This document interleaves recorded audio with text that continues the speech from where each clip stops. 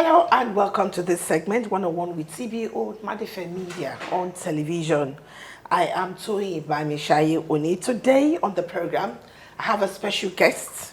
My guest has served in various capacities as a reporter or journalist. He was with the Punch newspapers and also The Guardian. My guest on the program today is Mr. Semiu Okanlawon, who is the publisher of NPO Reporters. You're welcome to the program. Thank you for having me. I want to ask your take. At a point in time, you were a reporter with notable newspapers in this nation. What was your take when you had the news that INEC, the court has the INEC to deregister some political parties in the political landscape in Nigeria? That is the biggest political news today. But to those who have been watching and monitoring events, I don't think it comes as a surprise. Now, see if this thing just came from the blue. As far back as December 2025, a group came up to say that they were suing some parties that they felt did not comply with the relevant laws that could make them to be qualified to field candidates for election. I think the name of the group incorporated trustees of former lawmakers of the national and state assemblies and all that. They came up under that group, and that was a platform that showed those political parties believed that though they are in the system and they are registered by the Independent National Electoral Commission, but they are not, they've not been able to show themselves to be capable of having a kind of national spread. As in by law, they have not, despite being in a system, they've not been able to secure 25% of votes across the country. So to that extent, they are not qualified to be. And so at some point, INEC came up and said, look, we cannot continue with this. So some people had to be asked, and that was what brought us to the current number of political parties. How you look at it depends on where you stand. I know that has happened before. I know it's not new. But some of these political parties had their primaries before now. And they have candidates who have emerged as a flag bearer of the party. Yeah. What's likely to be the next line of action? Yeah, that's why I said it's the biggest political news today, because it came as a shock. And I'm sure you can see that the whole there's a kind of ripple effect within the political spectrum now. People are already reacting. Yes.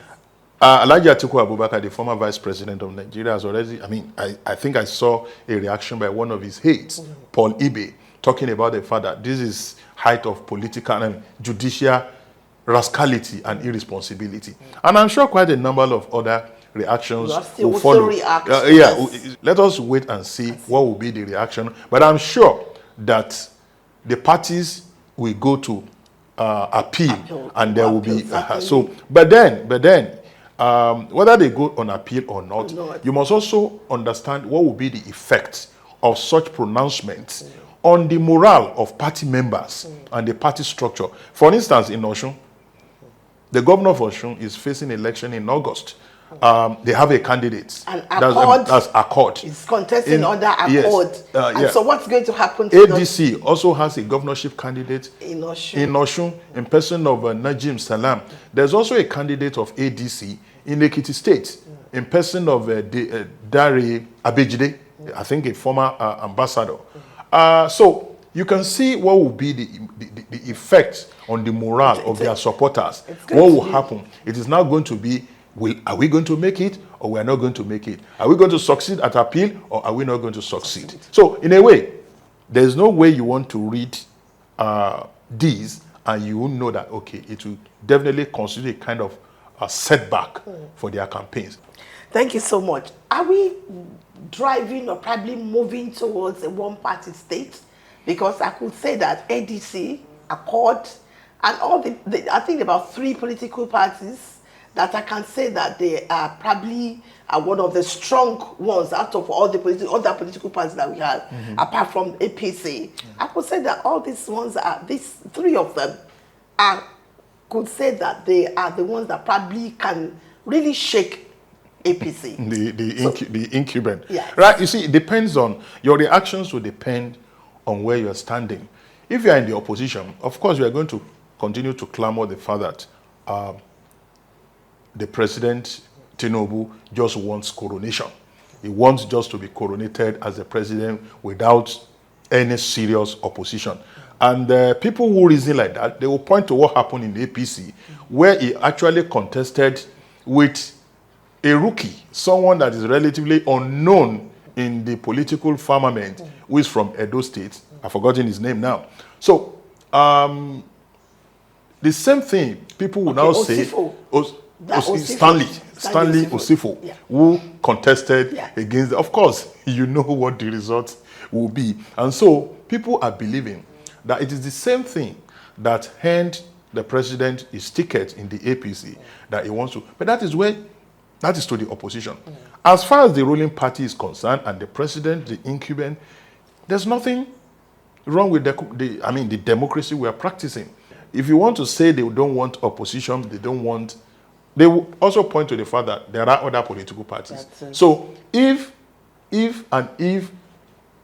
people that have been trapped in those political parties find it extremely difficult to proceed with their ambition, the next thing for them will be to go and move to some other political parties that are, the only thing is that they may not be able to realize their personal ambition. But let us watch what happens in the days to come.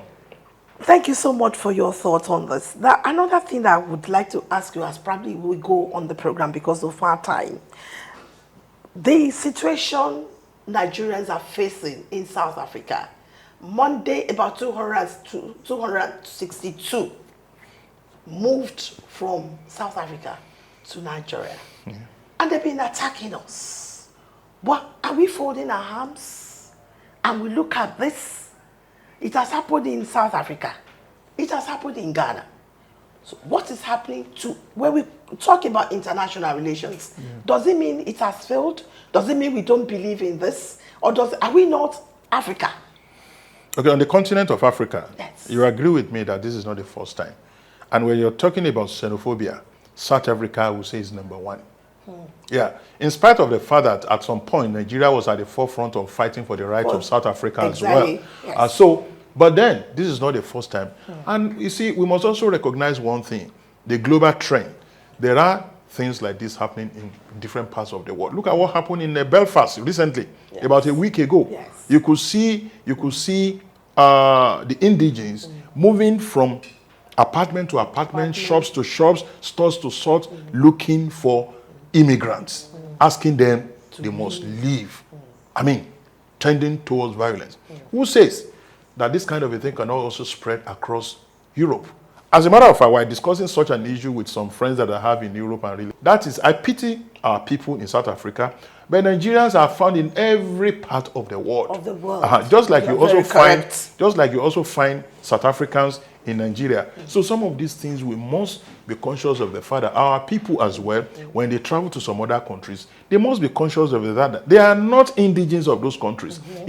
They are migrants to those countries, they should abide by their laws, economic reasons, financial reasons, and all that. Because when things happen like this, they will not even allow you to take anything out of their country. So for me, I pray that people who are coming back to the country are properly resettled into the country. But then we must also be conscious of the fact that the situation even at home too is also not conducive. People must watch where they were. As we're talking now, I can tell you confidently that there are some Nigerians in South Africa that are untouched by this wave of violence. Maybe because of the nature of the work they are doing, they are there legally, the law protects them, and they are adding values. Many of the people that are in some of these countries, some of them are not adding values, and they are even the causes of some of the problems look at what happened in Dubai.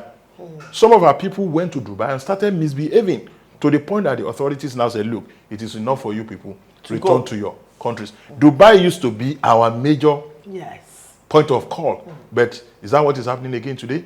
What is the reason? Did they pursue us, or we created a situation that made people to pursue us? Thank you so much for your thoughts on the program, One-on-One with TBO.